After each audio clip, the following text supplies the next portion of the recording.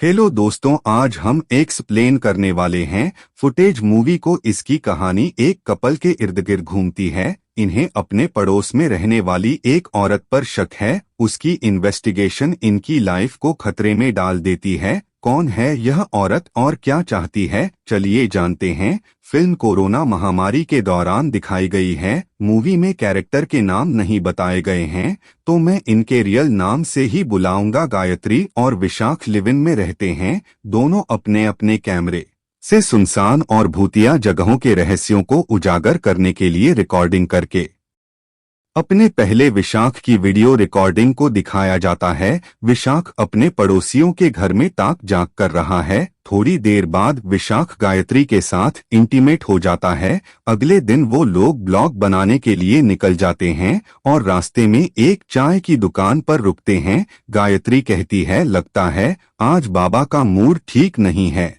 और दादी भी कहीं दिख नहीं रही है। तभी रास्ते में गायत्री विशाख से कहती है, हमारी कामवाली बता रही थी अपनी बिल्डिंग में रहने वाली डॉक्टर मंजू एक रेप विक्टिम लड़की का इलाज कर रही थी। बहुत हंगामा हुआ उस रेप केस में, लेकिन रेपिस्ट जेल से छूट गया। फिर 2 महीने बाद उस लड़की ने सुसाइड कर ली। उस दिन से मंजू ने आज तक किसी से बात नहीं की। उसके बाद बोलो एक घर में पहुंचकर आंटी को आवाज लगाते हैं। तभी एक आदमी उन्हें बताता है वो आंटी 2 महीने पहले ही मर चुकी हैं। फिर विशाख गायत्री से कहता है, हम जिन लोगों से भी मिले थे अब उनमें से कोई भी जिंदा नहीं है। गायत्री कहती है, हाँ यार, कितने लोग कोरोना से मर गए हैं, हम लोग भी तो बाल बाल बचे हैं। फिर उसी रात बोलो एक झोपड़ी में रुकते हैं। गायत्री रिकॉर्डिंग करते हुए बताती है, अपने बचे हुए सूट को फिर से रिकॉर्ड करने के लिए इस घर में बहुत महीनों बाद आए हैं। यही वो घर है जहां आधी रात को किसी के रोने की आवाज सुनाई देती है। अब देखते हैं आगे क्या होता है। घर आकर विशाख अपने ब्लॉग की एडिटिंग करता है। इसके बाद वो लोग फिर से इंटीमेट हो जाते हैं। थोड़ी देर बाद उन्हें लिफ्ट की आवाज सुनाई देती है। गायत्री बालकनी में झांककर देखती है डॉक्टर मंजू एक सूटकेस को घसीट कर ले जा रही है। वो लोग उसके पीछे पीछे पार्किंग में जाते हैं। मंजू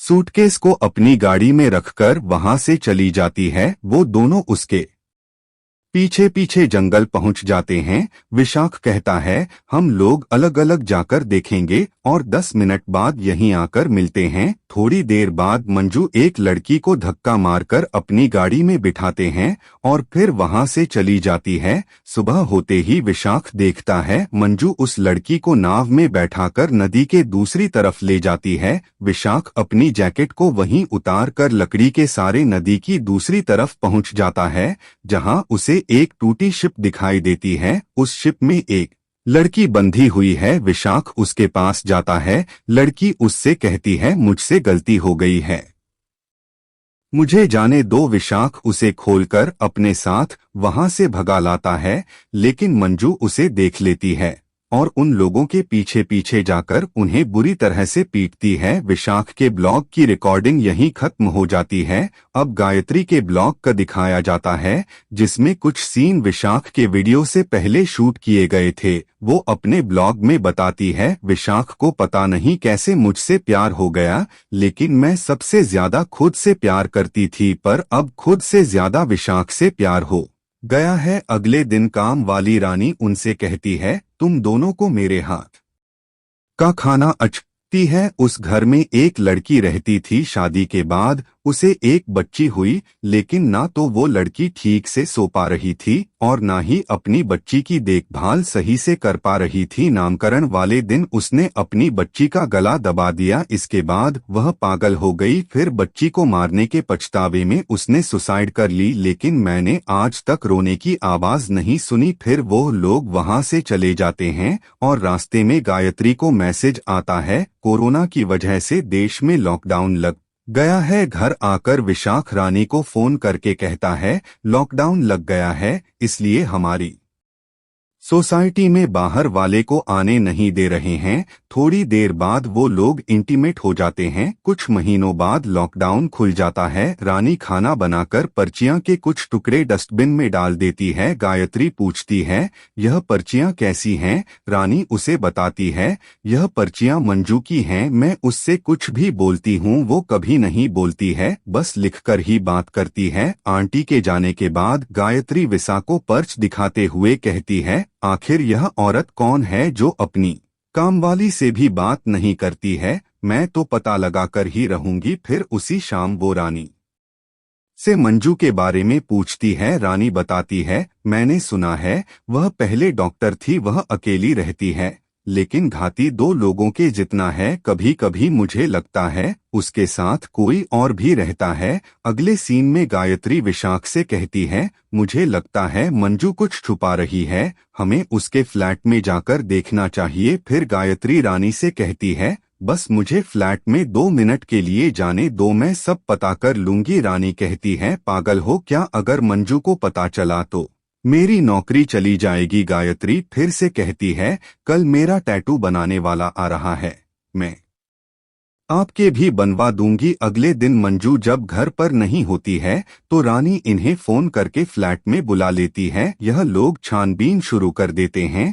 तभी विशाख को एक डायरी मिलती है जिसमें न्यूज़पेपर की कटिंग और कुछ फोटोज होती हैं। इसके बाद वह दूसरे कमरे में देखता है तो उसे एक लड़की के पैर दिखाई देते हैं।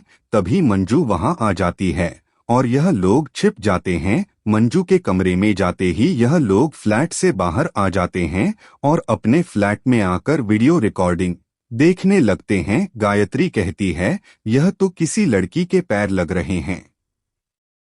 वहां रानी आ जाती है और कहती है, फ्लैट देखने के नाम पर तुम लोग क्या क्या कर रही थी? विशाख कहता है, उस फ्लैट में कुछ तो गड़बड़ है। अगले सीन में विशाख डायरी को देखकर इंटरनेट पर सर्च करता है। उसे 2 लोगों के बारे में पता चलता है जिन पर पुलिस केस है। इसके बाद वह मंजू के बारे में सर्च करता है जिससे पता चलता है मंजू ने पिछले 4 साल में 4 अलग अलग हॉस्पिटल में काम किया है, लेकिन इस बार कहीं काम नहीं किया है।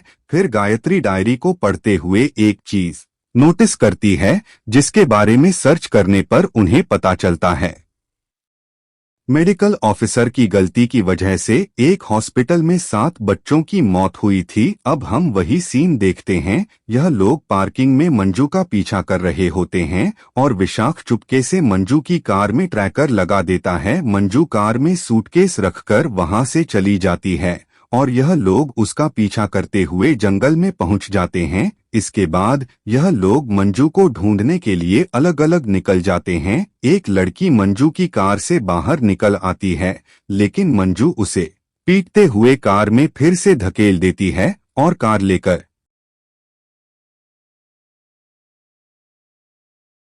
से निकल जाती है। मैत्री भी अपनी कार लेकर अगली सुबह उसी नदी के किनारे पहुंच जाती है जहां विशाख ने अपनी जैकेट उतारी थी। थोड़ी देर बाद गायत्री भी उस शिप पर पहुंच जाती है। वह एक लड़की को बंधा हुआ देखती है और उसके पास में विशाख भी पड़ा हुआ होता है। यह लड़की वही मेडिकल ऑफिसर है जिसकी गलती की वजह से हॉस्पिटल में 7 बच्चों की मौत हो गई थी। गायत्री उसे पर्चे दिखाते हुए कहती है, जिन बच्चों के ब्रेन इन्फेक्शन था वो ऑक्सीजन की कमी से कैसे मर गए, उन्हें तुम्हें छोड़ भी दिया, तुम्हें नहीं छोड़ूंगी, तुम्हें हर उस माँ का दर्द महसूस करना पड़ेगा जो उस दिन रोई थी। इसके बाद मंजू उसे इंजेक्शन लगाने ही वाली होती है। तब गायत्री वहां पहुंच जाती है और विशाख को उठाने लगती है। विशाख को होश आ जाता है। मंजू उन लोगों को बुरी तरह से पीटती है और उस लड़की के इंजेक्शन लगा देती है। इसके बाद वो उन्हें अधमर हालत में जंगल में छोड़ आती है